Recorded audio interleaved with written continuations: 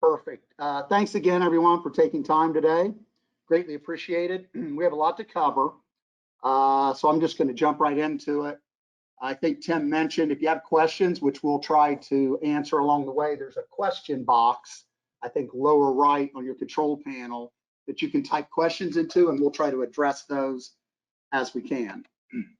Most of you know us here at S4 NetQuest. We're known for innovative, highly effective learning solutions. I'm not going to spend a lot of time there.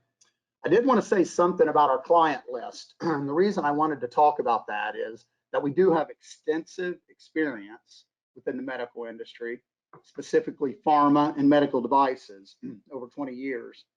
And within the pharma and medical devices, the majority of our work has been involved with sales training, both new hire and advanced sales training. So what we're going to do today is share those experiences and suggest some methods for ensuring you have a highly effective program as well. So what we're going to do, a couple things. We're going to take a quick look at what some of the literature is saying about the effectiveness of sales training. We're going to talk a little bit about the traditional approach to sales training versus impact learning methodology.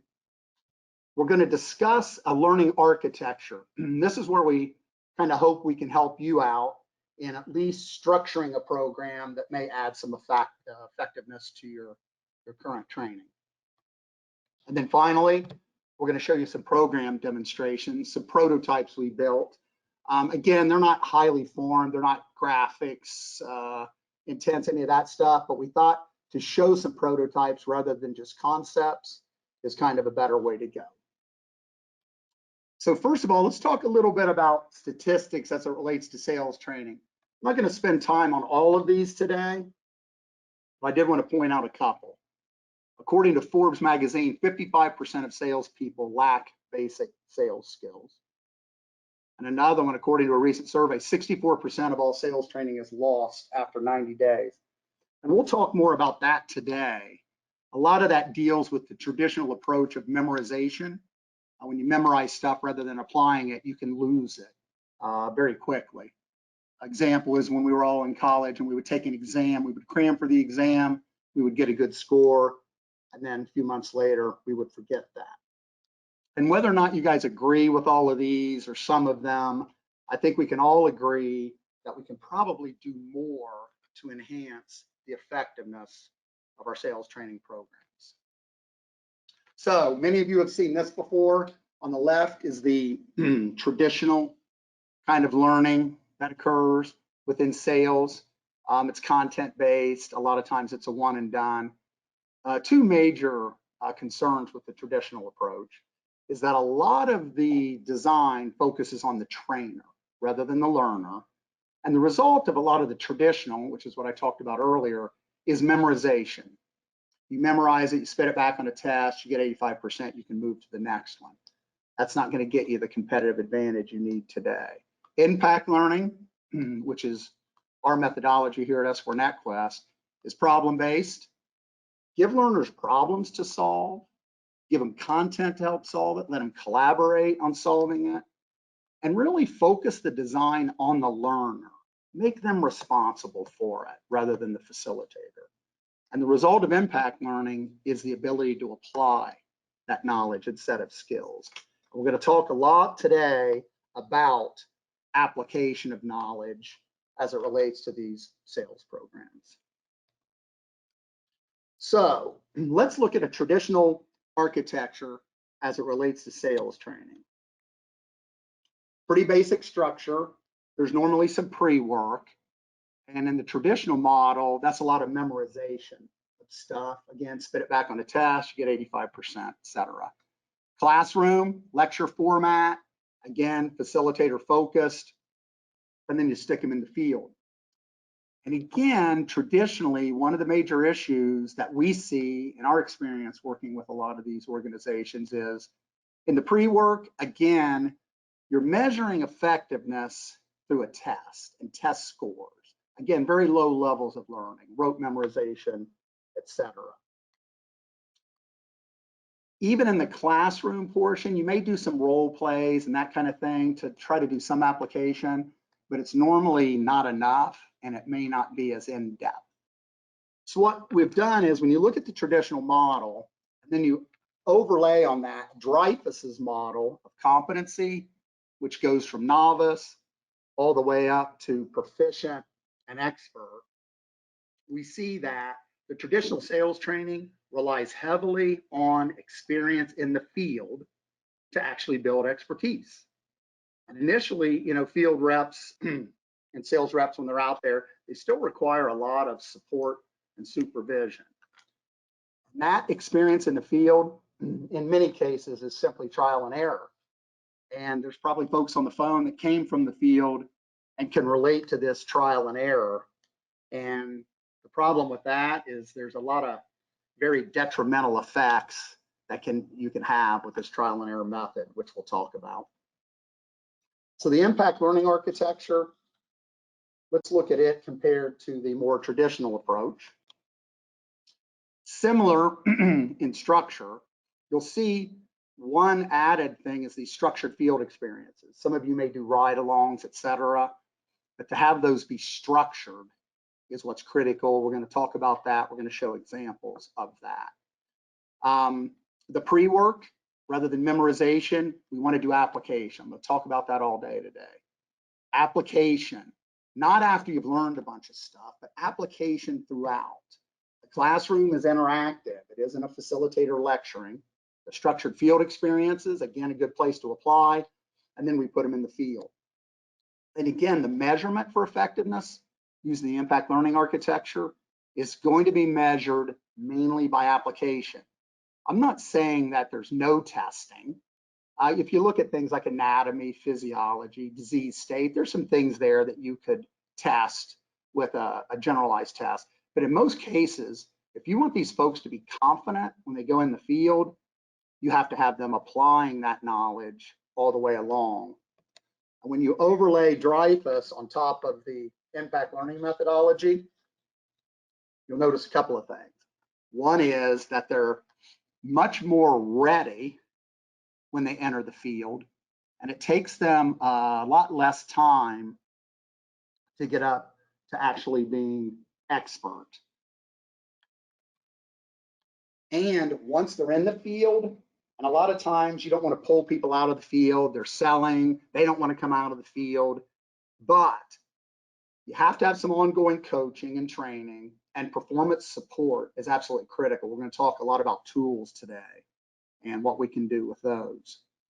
I'll give you a quick example of the use of a tool as a way to at least have somebody act in a more expert capacity.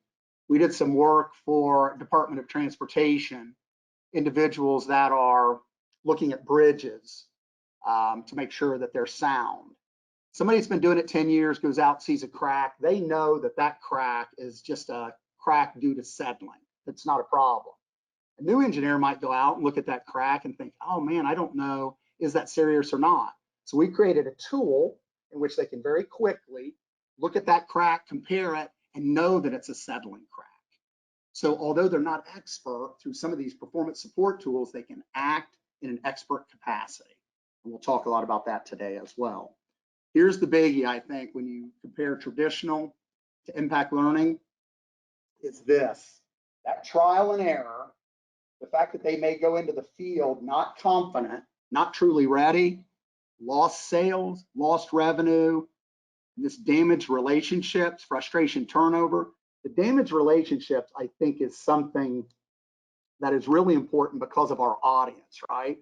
Our audience or audiences are physicians, surgeons. They have very high expectations. They have very low tolerance.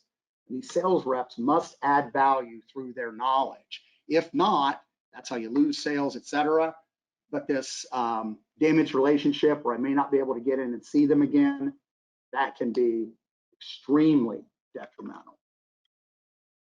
So, quick example case study. This is an organization that we worked with. They do heart catheterization, both for imaging as well as ablation. And these technicians that we trained, they are there to assist surgeons with this catheterization. They use the software. The surgeons depend on them for a lot of expertise. And so what they do, they use this traditional architecture, the memorization, the lecture format, et cetera, and they relied very, very heavily on field experience. And they had a lot of field experiences, but they weren't structured. So they just sent folks out to sit with an expert and watch to see what happened, right? 24 months for these individuals to be able to work independently on their own. We implemented our impact learning architecture and associated instructional design, et cetera, and we got that down to 12 months. And a couple other things, when you look at measurable business results, not only did we get it down to 12 months, the way they were doing it previously, they could only train about 25 of these folks at one time. So what we did was, through this impact learning methodology, we could train 50 at a time, and it took half the time to get them up to that level of expertise. And what that did was allow them to obtain market penetration much, much faster, which was critical because they had a superior product, but they just couldn't get people in the field quickly enough. And again, these structured field experiences, as an example, like I said, for almost 2 years, they just put people in the field to sit behind an experienced cast and watch them. We structured those, and I'll show you an example of this here in a second. We structured those to the point where we did 5 of those. The first one, very simple. You know, how's the cast interacting with the surgeon? What products are being used? All the way to more and more complex, to where within 5, they're now sitting in the seat with the experienced cast behind them. All right, so let's talk now about an effective program architecture and how we can help you ensure that yours is going to be extremely effective as well. So this may not be news to you, but self-paced micromods, foundational knowledge. We still see a lot of folks using Classroom for foundational knowledge. Performance support tools, absolutely critical. Tools checklist, introduce them early so that they'll use them later. Don't take them through the training and then at the end say, oh, by the way, we have all these tools on the internet, you should use them, they'll help you. They won't use them. Use those throughout training. Application, like I said, we have to apply this knowledge throughout. And the structured field experiences, I've talked about those. Make sure they're structured, make sure the impetus for learning is on the learner. And then the ongoing training, mentoring, coaching, that's where you're going to build expertise much, much faster. So, self-paced, foundational, pre-work. Make sure again that you're using the classroom for application of knowledge with the impetus on the learner, the facilitators facilitating, not lecturing. The problem-based approach is a really good way to put the impetus on the learner. And the design you're going to see today, one thing that folks really like about it is it's extremely flexible. So some of the examples we'll show you today could be used if you're in an in-person class. It could be used virtually. You could even have some of it be self-paced, working in teams, etc. Again, utilize the tools throughout training to ensure that there's sustainability of those tools in the field, and then pull the learning through. A lot of times we see this segmentation. We learned some stuff here, now we're learning this. You have to apply it and pull it through. And then of course the application all the way along from pre-work into the field. So let's look at some examples here. Let's look at pre-work. And again, this is a very simple prototype we created, but even something like overcoming objections, you can introduce that early into the system. Here's just a quick example of how you can have folks apply and learn early on. So we're going to watch this video of an interaction between a physician and a sales rep. Then we're going to take a tool called the PACE tool, and we're going to evaluate that interaction. So it's problem-based, you're applying it, and whether or not you evaluate it correctly really isn't the point. The point is to get them to apply it. So we watch the video, and again, we don't have audio today, and you can watch it as many times as you want. You then bring the PACE tool up, and I'm going to evaluate them on this particular thing, right? So I say, I looked at it, I think, did they pay close attention? That's a 3. They did acknowledge. They didn't do a very good job of clarifying, but they did a really good job of engaging action for the next step. Now, remember we talked about collaboration and problem-based learning? You can do something simple like this. This is my evaluation as a new hire. I'm going to submit that and see what an expert has to say about it. And then what you can do, either through audio, video, whatever you want, is you can say, I wonder why the expert gave them a 4, not a 3, and it's going to tell me that. Why'd they give them a 1 here? It's critical that you clarify. I would suggest that he ask more relevant questions. So again, simple stuff, pre-work, application of knowledge. Let's look at interactive classroom. This again is one that you can utilize in a variety of ways. So this particular system that we put together here to practice selling with evidence, all of you have a lot of evidence that you want them to utilize, right? So this side of the house would be if it's medical devices, this side is pharma. Let's just take this one, for instance, the drug called Performax. What do? You review the customer scenario, you review the evidence toolkit, and we put some basic evidence in there, but we can show you how you can use your stuff as well. And then you're going to use your pre-call plan to overcome whatever the situation is with the customer scenario. In this case, you're meeting with a physician who uses Generax, not Performax, and she has misperceptions about the complexities of Performax. In particular, she thinks the titration is very cumbersome. So how would you leverage this evidence to work with this surgeon? And in addition, she's concerned with side effects. So we're going to bring up the evidence toolkit. And with the short time I have, I'll kind of shorten this up for you a little bit. But again, what were her major issues?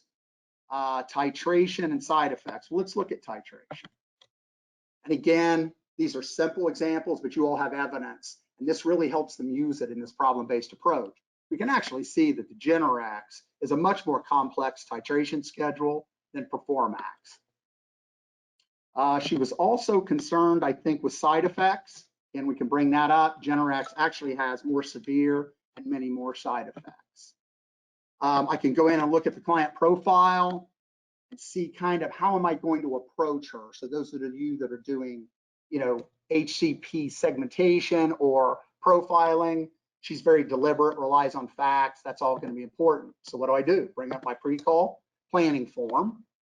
And again, these are tools that you can use in training as well as throughout their tenure as a sales rep. So I looked at the evidence, each customer, I looked at the product. This is going to be an extended call because what we're going to do is we're going to have either this individual or this team report out in class, and then the remainder of the class will evaluate this. And the behavioral style, she's a controller, and then I can say, notes about her, she's worried about such and such, call objective. So this helps me organize my thoughts to then present back to the class, okay? Again, simple, but a really good way to use problem-based collaboration and ways of using evidence rather than say, read all this stuff and understand it. You're reading it in context and applying it. An example selling tool, and you may have seen this before. Again, introduce these early. It's called a conversation planning guide. And again, these are things that can be used in the field. This is a simple one. I'm going to talk to a physician today. I want to sell them Performax. They're currently using Generax. So I'm going to talk to them about rheumatoid arthritis. And based on that profile, it comes up and tells you, here's 3 questions you should ask that physician when you start to lead the discussion towards the features and benefits of our product. Then if I can provide you with a treatment that includes simple titration, minimal side effects, then I can make some claims. And by the way, I can go back to this evidence and bring it up again. So they're going to use it more than once. Meet the customer's needs, yes. Based on the fact you're selling Performax against Generax, these are the 4 most likely objections. I'm concerned with Performax side effects. Again, I'd be prepared to talk about actually Performax has significantly less. And again, I can bring that stuff up again and prepare prior to going in. Use these tools for scenarios in class, and then they'll use them later in the field.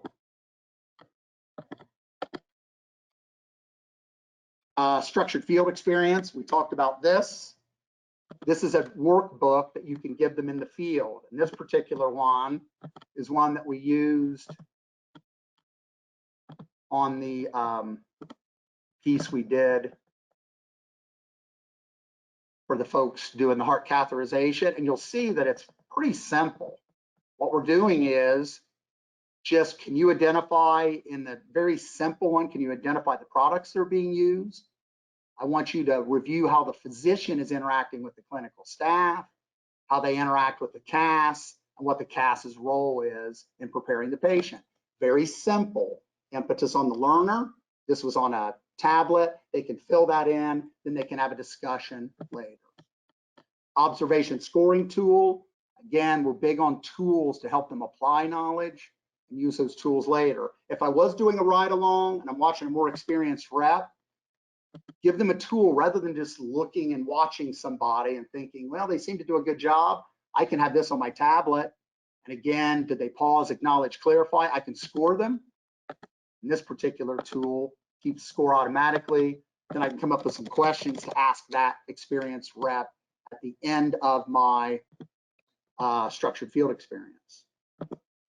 And then finally, once you're in the field, what are you going to do?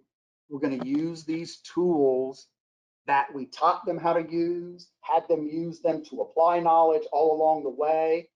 And I'm telling you, we have a track record and we've seen this work. Really, really good learning at first, lots of application. Make sure the pre-work is done prior to class and class is used for application. And then these tools utilized throughout. So I'm going to stop there. I know we're kind of coming up on time. Are there any questions that folks have posed at this point in time that we can address?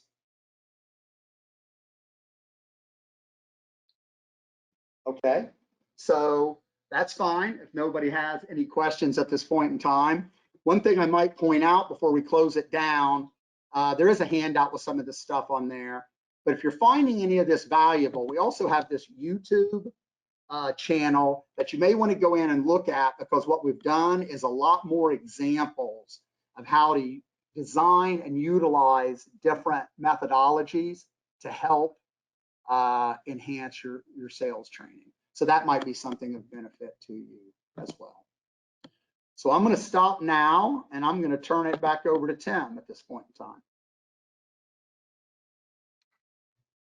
Jim, thank you very much. Folks, if you do have any questions for Jim, go ahead and type them in. We've got a little bit of more time. We can take some questions.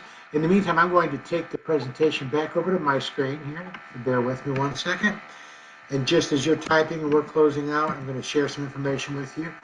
Oh, hold on. It looks like I might have a question coming in. Not a question, just a comment. Jim, Troy says, thank you very much. That was very helpful. Troy, thank you for the comment.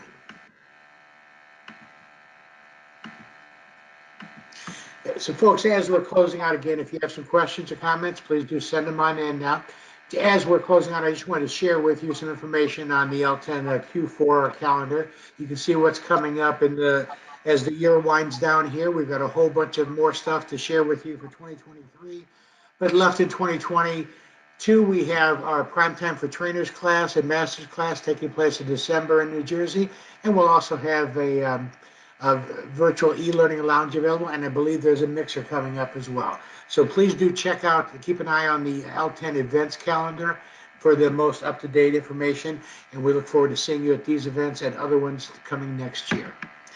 I also wanted to share with you some information on the e-learning lounge. This was in the handouts. I handed out some information on the e-learning lounge. This is our micro-learning programs. We have 15 micro-learning programs available in the lounge.